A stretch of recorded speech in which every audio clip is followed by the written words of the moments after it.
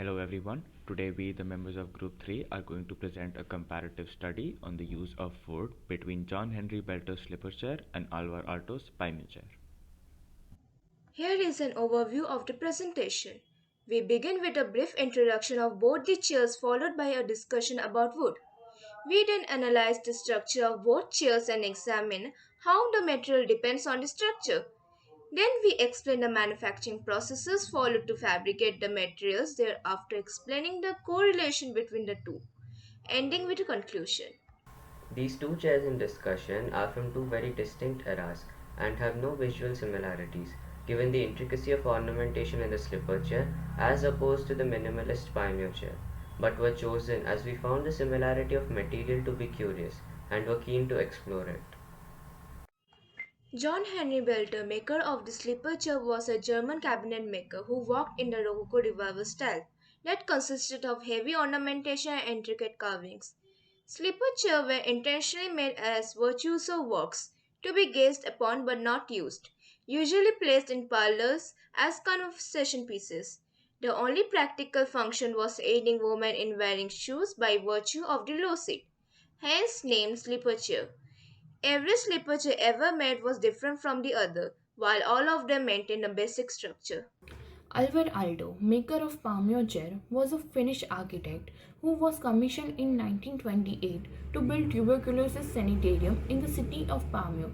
This period of time was when modernism and functionism were the zeitgeist. Modernism was a movement based on desire to move away from traditional art styles and toward functionism, the thinking that design should be dictated by function. The Paimio chair was built as a part of this project following similar principles, keeping the comfort of tuberculosis patient as the first priority. This chair was made with a backrest at an angle that allowed patients to breathe more easily. Wood is the common thread between these two opposite poles. It comes in various forms, one such form being veneers. Veneers are thin sheets of wood peeled off from tree trunks. The process of veneering, that is pasting veneers onto inferior wood to enhance its quality, has been used in furniture making since Pharaonic Egypt, but was only truly exploited during the Rococo period of the 18th century. Plywood is a sturdy material made by sticking together multiple sheets of veneers in a layered fashion. It was never used in furniture making until Belter, who worked in the Rococo Revival style in the 19th century, introduced plywood into furniture making, paving the way for future designers such as Alvar Aalto. Looking at the structure of the slipper chair, we see that it follows all the conventions of the Rococo Revival style, such as the presence of intricate carving or that of various S curves and C curves.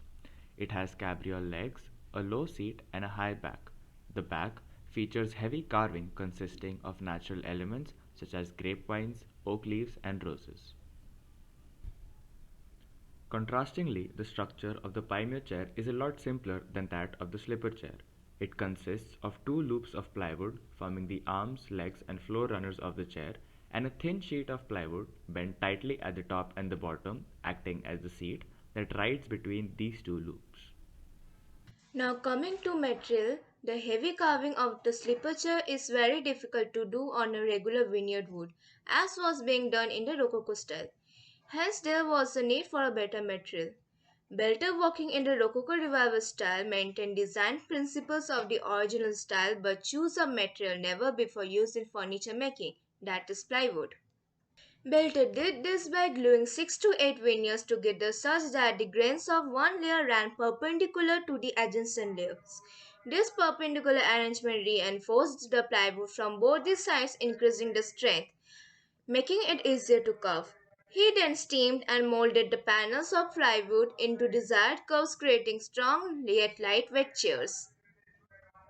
Comparatively, to achieve loops and tight scroll-like curves of the Paimio chair, highly flexible wood was required, for which Aldo formulated a new manufacturing process entirely of his own.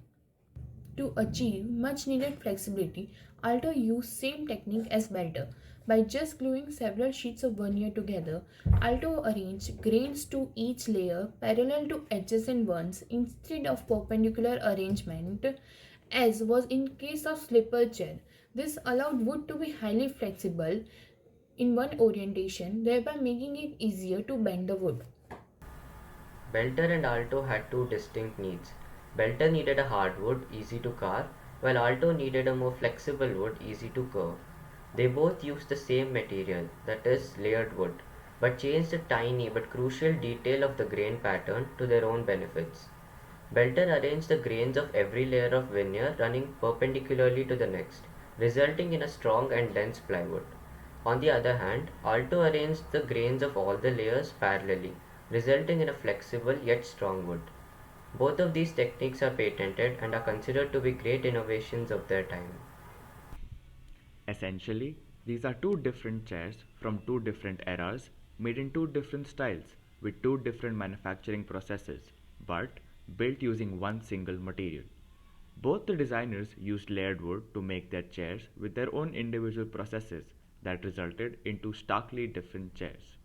It was truly fascinating to see that with just one minute change in the manufacturing process, such a polarity was achieved. Thank you.